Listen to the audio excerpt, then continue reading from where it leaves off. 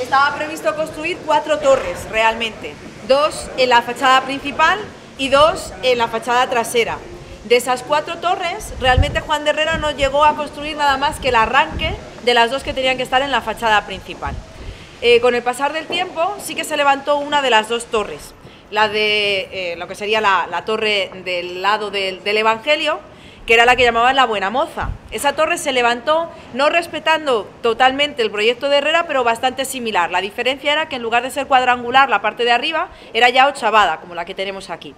Y bueno, pues esa torre estuvo funcionando con sus campanas y es la famosa torre que se cayó por los daños sufridos en el terremoto de Lisboa. El terremoto de Lisboa fue en 1755, la torre se cayó en 1841, pero fue a causa de los daños sufridos durante este terremoto. El caso es que Valladolid se quedó con una catedral sin torre, por lo tanto, muy pronto decidieron que había que volver a levantar una torre, o las 2, lo ideal hubiese sido poder hacer las 2 de la fachada.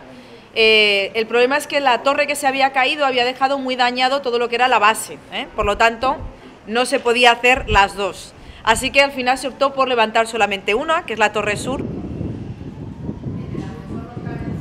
Bueno, yo creo que es un día para felicitarnos todos porque por fin se va a abrir al público las obras de rehabilitación de la Torre Sur de la Catedral de Valladolid.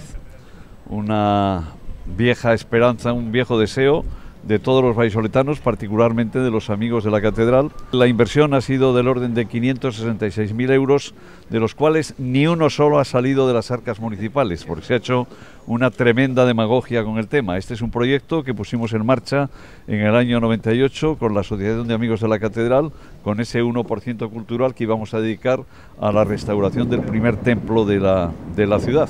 Y eso sencillamente es lo que hemos hecho. No cabía posibilidad de dedicarlo a otra cosa y luego siguen haciendo unas afirmaciones absolutamente falsas quienes dicen es que es el ascensor de la catedral. No, el ascensor, el primero que hay abajo ya existía, ese ascensor, y el segundo en el que hemos subido hasta aquí es un ascensor cuyo coste ha sido más o menos el 15% del importe total de la obra.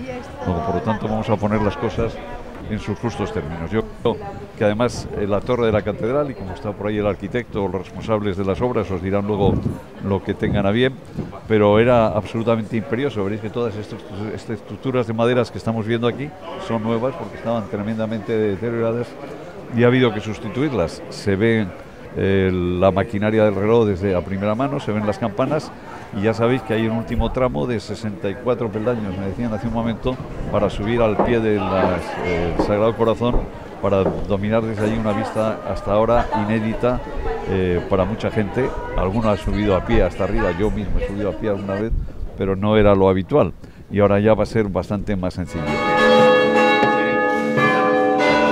Va a haber una programación de visitas guiadas en 2 temas, uno puramente de la visita a la Torre de la Catedral y otra que incluye una visita además de la Torre de la Catedral y al Museo Diocesano y Catedralicio.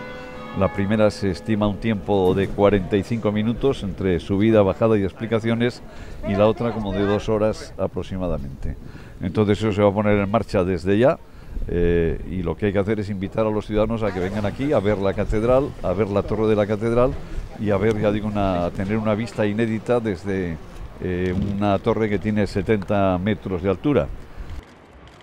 Y el resaltar que en este momento también se está haciendo otra obra en la otra torre y que en estos meses también hubo otra obra en la parte más opuesta donde estamos ahora de la catedral, reparando tejados y demás, pero sobre todo el querer resaltar la importancia de que este templo, que es el templo principal y madre de todos los templos de la diócesis, pues pueda tener diversas perspectivas. La propia suya, que es el de ser la sede del obispo, el convocar a diversos actos tan propios de la catedral como son los actos o celebraciones litúrgicas, pero también esta otra dimensión, podríamos decir cultural en sentido amplio, que siempre toda catedral tiene y ha de tener.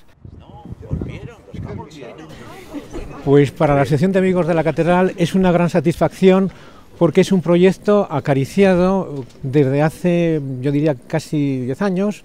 Ha sido un proyecto complejo porque la restauración, pues aparte de las otras restauraciones que son, por así decirlo, como más pasivas, porque involucran únicamente la parte del edificio, esta es activa, es decir, es interactiva con el ciudadano. tanto de la ciudad como cualquier visitante nacional o extranjero que pueda venir. Entonces yo creo que añade, por un lado, pues una reconquista más de espacios, pues donde confluyen pues la parte histórica, la parte artística, incluso la parte urbanística, porque aquí se ven las diferentes partes urbanísticas de las diferentes zonas de Valladolid, según la historia en que se haya realizado, y yo pienso que nos debemos congratular todos porque es un valor añadido para la ciudad de Valladolid en todos los aspectos, ¿no? También en el aspecto de la repercusión económica que puede tener esto en pleno centro de la ciudad. Yo quiero agradecer las facilidades que nos han dado todo el mundo, el arzobispado, el cabildo catedralicio, los amigos de la catedral, y sentirnos orgullosos y satisfechos de esto, que ya digo, por mucha demagogia que se ha hecho, ese dinero o le dedicábamos a restaurar la catedral o había que devolverlo, cosa por otra parte harto difícil, habida cuenta que muchas de las empresas constructoras que hicieron la donación han desaparecido, con lo cual no sabíamos qué tendríamos que terminar haciendo con ese dinero. La catedral siempre es un pozo sin fondo de perspectivas de obras de todo tipo que podamos hacer, ¿no? Además de, yo creo, se ha hablado de unas visitas al Museo Diocesano y Catedralicio. Ese museo pide también constantemente la posibilidad de su mejora, del aprovechamiento de salas que en este momento no están utilizadas. Para nosotros siempre es prioritario todo lo que tenga que ver con la estructura de la cubierta, por eso era tan importante acometer las obras de esta torre y de la otra torre.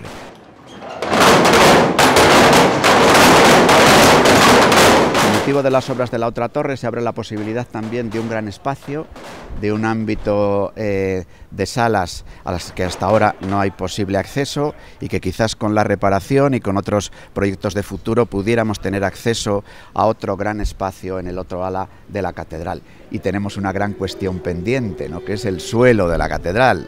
El suelo de la catedral, que las piedras están alteradas, incluso eso provoca a veces algunos tropezones de la gente que viene a visitar la catedral, sin hablar ahora de otro tipo de proyectos que tengan más que ver con la índole celebrativa y religiosa de la catedral. En los aspectos puramente, podríamos decir, de la fábrica de la catedral, son nuestras urgencias. Siempre la cubierta, el acceso al otro ala y el suelo de la catedral, que está gritando que necesita una reparación. También para eso necesitamos la comprensión de la Dirección General de Patrimonio y sus pautas a la hora de poder mover cualquiera de las piedras de este recinto, que a veces cuesta mucho, como ya lo vimos con el tema del atrio y como ahora también nos puede ocurrir a la hora de abordar una solución para el suelo.